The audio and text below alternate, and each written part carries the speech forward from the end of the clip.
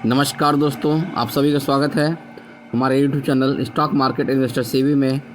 और फ्रेंड्स, अगर आप सबने चैनल को पहली बार विजिट किया है तो सब्सक्राइब जरूर से कर दीजिएगा और बेल बटन भी प्रेस कर दीजिएगा ताकि आपको हमारे हर वीडियो को नोटिफिकेशन समय पे मिलती रहे। और फ्रेंड्स, हम आ गए हैं हमेशा की तरह अपने मेन स्क्रीन पे और आज हम बात करने जा रहे हैं फ्रेंड्स एक ब्रेकिंग न्यूज़ की। आप सभी को पता है कि अभी एक बहुत ही बड़ी न्यूज़ आ रही है और वो न्यूज़ क्या है, तो वह बैंक से रिलेटेड न्यूज़ है फ्रेंड्स। और वो न्यूज़ है फ्रॉड के रिगार्डिंग कि ये अब तक का अब तक का जो बैंकिंग हिस्ट्री है, अब तक के बैंकिंग हिस्ट्री का सबसे बड़ा फ्रॉड कहा जा रहा है। लगभग 23,000 करोड़ से भी ज़्यादा का फ्रेंड्स, 23,000 करोड़ से भी ज़्यादा का बड़ा फ्रॉड है ये मतलब विजय माल्या हो गया है, फिर नीरव मोदी, तो उन सब ने जो फ्रॉड किया उससे भी बड़ा फ्रॉड इसे कहा जा रहा है अभी तक। तो आइए नहीं डालते हैं। और ऐसा नहीं कि मैं कह रहा हूँ, ये न्यूज़ आ रही है, देख सकते हैं, जैसा कि आप सब देख सकते हैं। CBI books ABG shipyard former top brass in biggest bank fraud case of over ₹22,842 crore. और सीबीआई ने उसमें आप देख सकते हैं कुछ जो एबीजी शिपयार्ड है उनके जो फॉर्मर जो टॉप के मैनेजमेंट के स्टाफ लोग थे उनके अगेंस्ट केस भी दर्ज कर दिया है। और फ्रेंड्स, ये बैंकिंग हिस्ट्री का फ्रेंड्स अब तक का सबसे बड़ा फ्रॉड है। तो आइए डालते हैं डिटेल्स पे भी।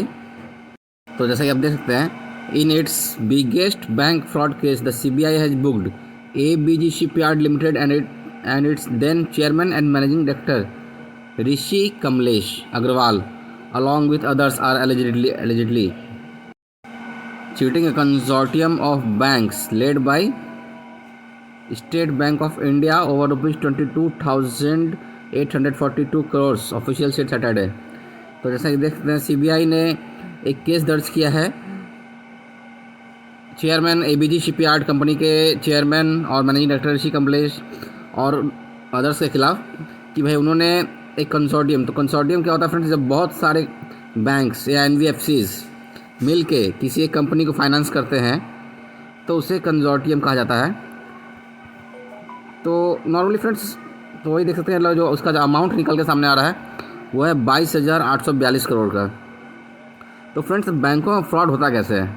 मान लीजिए कि आपने फेक डॉक्यूमेंट्स जनरेट किए और उसके थ्रू बैंक से लोन ले लिया, तो वो एक फ्रॉड होता है, उस तरह से फ्रॉड होता है। और नहीं, और दूसरे तरीक़े से क्या है फ्रेंड्स, सेकंड तरीका कि भाई आपने सब कुछ, सारा पेपर वर्क सब कुछ आपने ओरिजिनल किया, सब कुछ ठीक किया, बिल्कुल सही किया, बैंक से आपने मतलब जो लोन निकाला बिल्कुल एकदम सही तरीके से, सही प्रोसीजर को फॉलो किया और उसके बाद आपने लोन पास कराया। लेकिन आपने जिस काम के लिए पैसा लिया, आपने जिस मतलब मकसद के लिए पैसा लिया बैंक से, आपने उससे पूरा ना करते हुए आपने फ़ंड को डाइवर्ट कर दिया। आपने जो बैंक से लोन लिया उस फंड को, उसका जो पर्पस था उसको उसमें इस्तेमाल न करते हुए आपने उस फंड को कहीं और इस्तेमाल कर दिया। तो ये भी एक तरह का फ्रॉड होता है फ्रेंड्स। तो वही ये केस फ़िलहाल अभी तक जो है लग रहा है और इसमें लगभग 22,842 करोड़ का मतलब अभी तक ये अनऑफिशियली कह सकते हैं आप कि मतलब इतना बड़ा अमाउंट निकल के सामने आ रहा है। सीबीआई ने मतलब जो अग्रवाल हैं, ऋषि अग्रवाल, उनके अलावा और किनका नाम सामने आ रहा है इस फ्रॉड में, तो देख सकते हैं। Executive director Santhanam Muthuswamy, directors Ashwani Kumar, Sushil Kumar Agarwal and Ravi Kumar Nivetia and other company ABG international private limited. तो देख सकते हैं मतलब कंपनी के जो बड़े टॉप मैनेजमेंट है, तो टॉप मैनेजमेंट होता है फ्रेंड्स, टॉप मैनेजमेंट के जो लोग होते हैं ED, CMD, उनका नाम निकल के सामने आ रहा है इस फ्रॉड में। और उनके खिलाफ धोखाधड़ी का मामला दर्ज किया गया है, जैसे कि देख सकते हैं।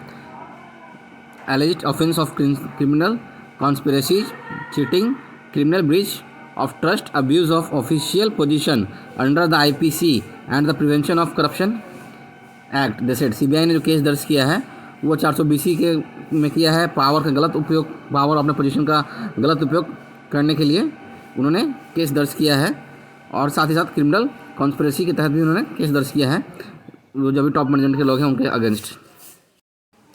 तो जैसे आप देख सकते हैं, the bank had first filed a complaint on November 8, 2019 on which the CBI had sought some clarification on March 12, 2020।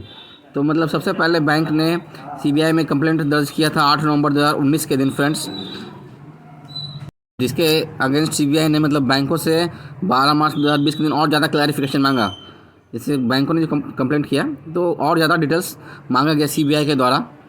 तो जैसे कि आप देखते हैं, the bank filed a fresh complaint in August that year. बैंकों ने फिर अगस्त 2020 में फिर से एक नया कंप्लेंट डाला, फिर से एक फ्रेश कंप्लेंट डाला है।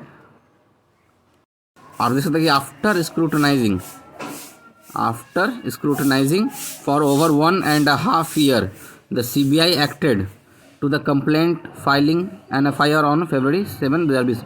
और जितने भी डिटेल्स बैंकों के द्वारा सीबीआई को सबमिट किए गए उन सभी को अच्छी तरीके से स्क्रूटनाइज करने के बाद सीबीआई ने ऑलमोस्ट लोग, जिसमें उन्होंने 1.5 साल का समय लिया, 1 से 1.5 साल का समय लिया। उसके बाद उन्होंने 7 फरवरी 2022 के दिन जो है FIR दर्ज किए हैं।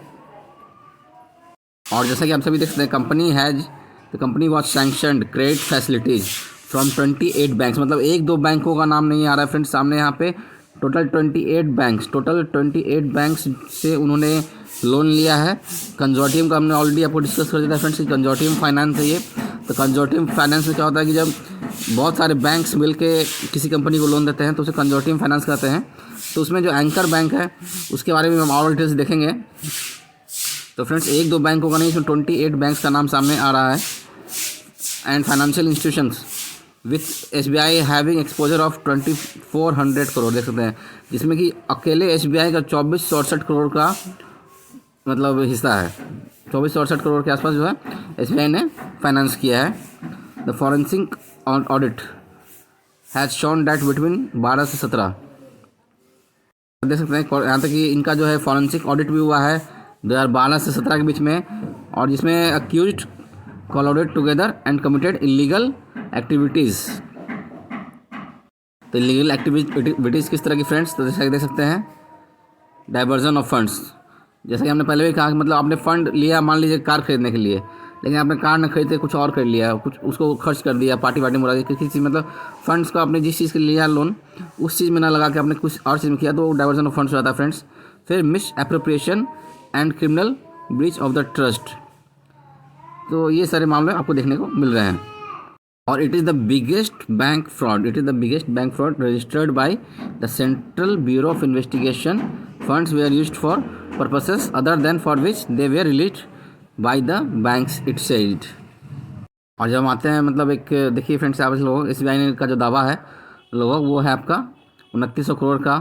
फिर ICICI बैंक का 7000 करोड़ का, बैंक ऑफ IDBI का 3600 करोड़ का, देन बैंक ऑफ बड़ौदा का 1600 करोड़ है, PNB का 1244 करोड़ का है, और इंडियन ओवरसीज का लगभग 1200 करोड़ के आसपास का मतलब जो है, जो मतलब बड़े बड़े इन्वेस्टर, जो बड़े बड़े यहाँ पे जो लेंडर्स हैं, जो बाकी तो मतलब जो और काफ़ी और लगभग देख सकते हैं छोटे बड़े लेंडर्स मिला के फ्रेंड्स टोटल 28 लेंडर्स हैं।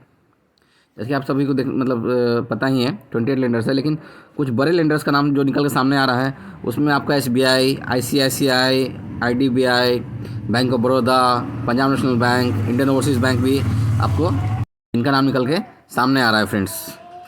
तो जैसा कि आप देख रहे हैं फ्रेंड्स कि मतलब निफ्टी में ऑलरेडी जो बैंक निफ्टी है उसमें लगभग जो लास्ट ट्रेडिंग सेशन था यानी फ्राइडे के दिन लगभग 500 पॉइंट की अच्छी गिरावट आपको देखने को मिली है।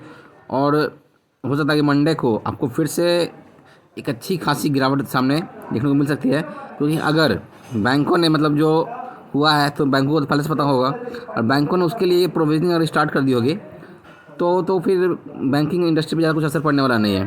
लेकिन अगर उसका प्रोविजनिंग नहीं किया गया है तो फिर आप देख सकते हैं कि बैंकों का जो NPA है वो एकदम शूटअप होगा और बैंकों में अच्छी खासी गिरावट आएगी। और बैंक निफ्टी फ्रेंड्स अगर क्रैश होगा तो फिर समझ लीजिए कि निफ्टी को भी वो काफ़ी हद तक नीचे ले जाएगा, क्योंकि कितना बार जो है जो बैंक निफ्टी है बहुत ज़्यादा ये करता है मार्केट को ऊपर या नीचे ले जाने का काम करता है। तो हो सकता है कि आपको मतलब नेक्स्ट वीक में अच्छी खासी गिरावट देखने को मिल सकती है। हाँ, अगर चीज़ें और थोड़ी क्लियर होंगी तो ज़्यादा बेहतर होगा, तब ज़्यादा डिटेल्स सामने आ सकता है। क्योंकि अभी तक जो डिटेल्स सामने आया है तो वो तो सिर्फ जो CBI ने जो कंप्लेंट फाइल किया उसके अगेंस्ट है।